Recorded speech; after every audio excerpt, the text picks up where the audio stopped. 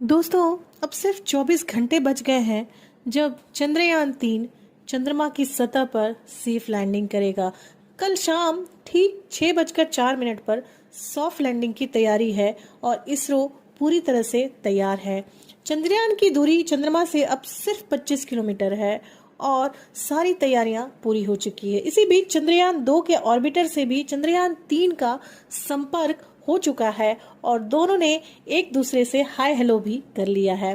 चंद्रयान 3 के साथ ऑर्बिटर को इस बार नहीं भेजा गया था क्योंकि चंद्रयान 2 का ऑर्बिटर अभी भी चंद्रमा के चक्कर लगा रहा है और यही ऑर्बिटर अब चंद्रयान 3 की भी मदद करेगा।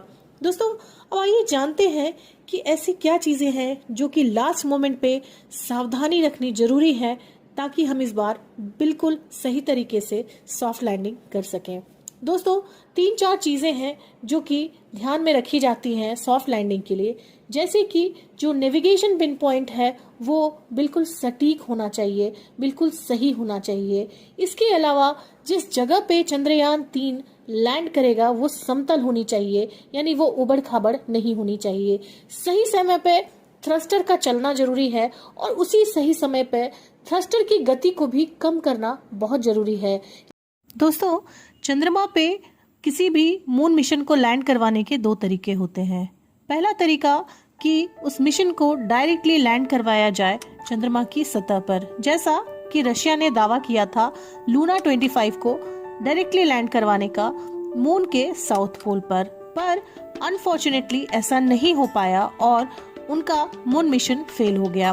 दूसरा तरीका होता है जिसे इसरो ने अपनाया है चंद्रयान 3 के द्वारा। इस मिशन में उसने पहले चंद्रयान 3 को अर्थ के ऑर्बिट में फिट किया, फिर वहां पे घूमने के बाद उसने उसे चंद्रमा के ऑर्बिट में फिक्स किया और वहां पे कुछ दिनों तक घूमने के बाद तब वो धीरे धीरे लैंड करेगा चंद्रमा की दक्षिणी सतह पर।